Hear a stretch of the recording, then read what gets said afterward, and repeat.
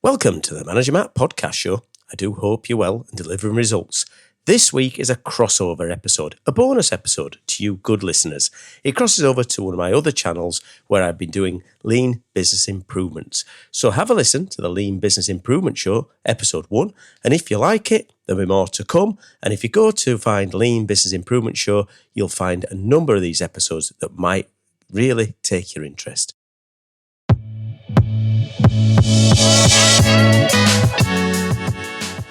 Welcome to the Lean Business Improvement Show, a show designed to give you all the tools and techniques you're going to need to remove waste, increase profitability, and help the customer get what they want. Welcome to episode 1. Well, it might be episode 2 of the Business Improvement Podcast Show. Now, if you've listened to the taster episode, I'm sure you've got the gist of what the show's going to be about. But if you haven't, then that's fine. I'm your host, Matthew Haddock, a lean expert in business improvement with over 25 years of experience. And my intention is to guide and educate you on how you can improve your business with the help of me and a community of people. The first show will give you the why I've decided to launch this show and some of the ideas that you might benefit from listening to it and subscribing, obviously. So let me introduce myself more formally. I'm Matthew Haddock, and I've been involved in a number of business improvements throughout my career. I started as an engineer, and I was always fixing and trying to improve things. The problem was, every time I fixed something, it didn't stay fixed. No, it wasn't because I was a bad engineer, although maybe it was.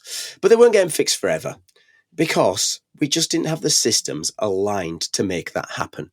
Let me give you an example. You'd fix it as an engineer, then the operations team would run the machine outside its parameters, too fast or too slow, causing another problem. Mainly because they didn't have a process or a standard operating procedures in place. Then the planners would plan it out of order, causing a number of changeovers, which again didn't allow the flow of the business. And then the customers would want everything. Hey, damn customers, eh? But they weren't being planned in the right way. Then we didn't plan maintenance in. And guess what? Without planned maintenance, things break. It was a way everyone worked in that time. And of course, everyone was busy. Always busy. Now that is the curse, isn't it, of a modern work, is everyone is always busy. Does it sound familiar? This lack of structure got me thinking, there must be a better way. There's got to be a simpler way of doing this. There must be a better way that we can give the customers what they want, when they want, and the business can make the money out of it.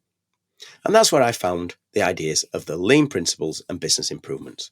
And it really did change the way I thought about everything I did. From the way that we designed our engineering plans, the way we involved people in improvements, the way we brought teams together, all changed. And that meant that we could get better at doing what we needed to do. We decided to move away from reaction and start to design in real quality systems that would pay off in the long run. Now, it sounds easy. So a lot of these ideas do. Now, it's not about sounding easy. Sometimes it's around the fact that it can be easy, but the process of getting it isn't easy. The problem is, a lot of people don't know they've got a problem.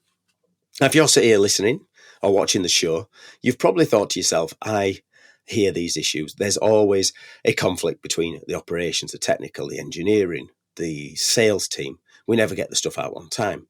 Or if you own a company, you'll have noticed over time these things have crept in. You know, it's not that you intentionally design it to happen. You know, we don't go to work and try to be awkward. Well, not all of us. But the problem is that a small business or a medium-sized business just doesn't have the in-house knowledge to be able to fix it. They don't have the resources really to understand it. And of course, they are busy. You're always busy. You're always trying to get things done, which makes it even more difficult for you to really hit and get those things sorted out. Now, you don't need to spend hundreds of thousands of pounds on experts to come in and tell you what you know is already wrong. You probably just need those base knowledges and those ideas. Remember, if you're a business owner or you're in a small business, you're probably an expert in your field.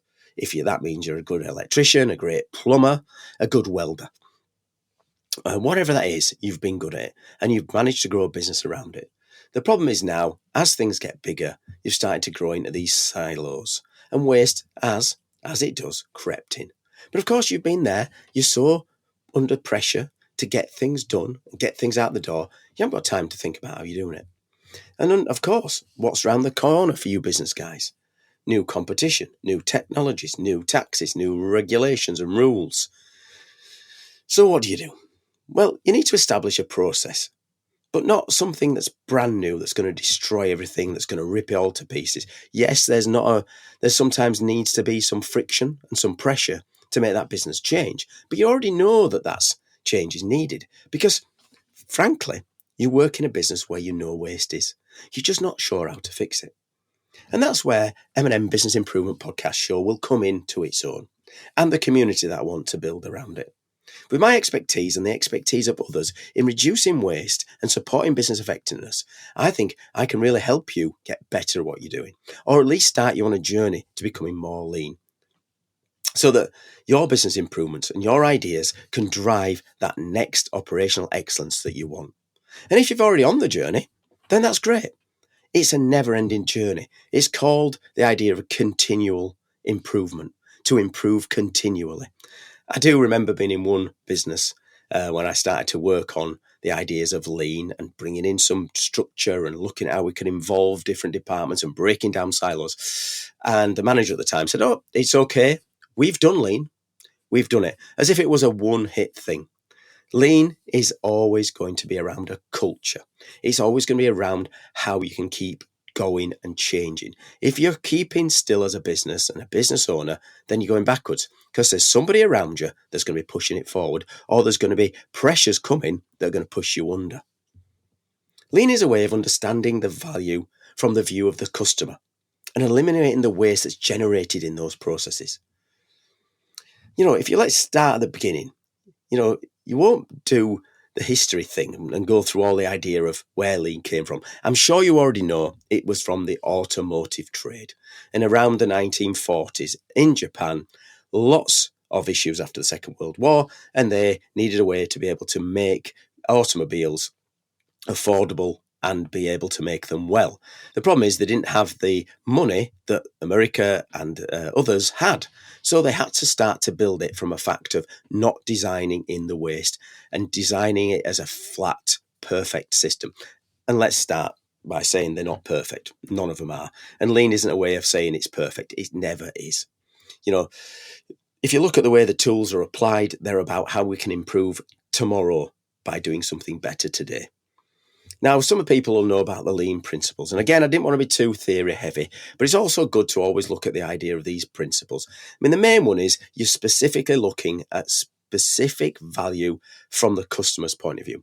So what does the customer really want to pay for? What are they not paying for? Or what are you paying for as a business that really you're not be able to pass on to your customer? So when you're looking at the customer buying a service or buying something from you, what do they actually want? Do they want something that is this and it does that? If you buy a washing machine, for instance, you want it to clean your clothes. That's the main thing it does. But of course, you have your design, what it looks like, how efficient it is. But what does the customer really pay for? And then the second point is, how is the value stream made up? So where in this process do you add value to it? And where does the waste come in? How does it get in there? Does your process flow?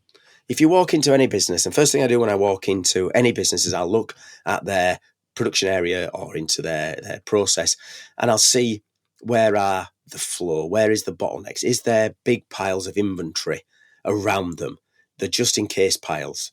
Is there one area working quicker and building stock? And it sounds really simple, but when you walk in, within 5 minutes, you'll see that there'll be piles of stock here, that one press won't be able to keep up with another, for instance, and they'll have built this inventory into it.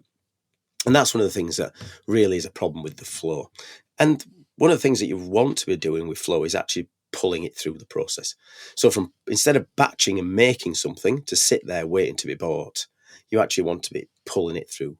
Again, all sound easy, but are not simple to do. And of course, the last part is that idea of pursuit of perfection. Not meaning that you are going to be perfect, but you're better today than you were the day before, and you're better tomorrow than you are today. Now, there's a wealth of different tools we'll go through in these podcasts, but as I said, I'm going to keep them quite short, so I'm not going to go into those. But the whole idea of lean is that idea of bigger and picture. What does the customer want? How can I improve the flow? How does it pull through the business? How can I get my teams to work together? And that's what we're going to be doing as part of this. So that's an overview. As I say, we're going to dive deep into each one of those elements as we go through the shows. Again, still wanting your feedback as ever. So look at the links below. If you haven't subscribed, please subscribe. Please like it and rate it, because it does do me a word of good if you've done the rating and send it to us. But if you want to send me something, it's managermattconsulting@gmail.com. Ask me some questions. Ask me about what I would do in a certain situation, and I'd love to help and engage you going forward. That's it for this episode. Thank you so much for listening and watching, and I'll see you in the next episode. Goodbye.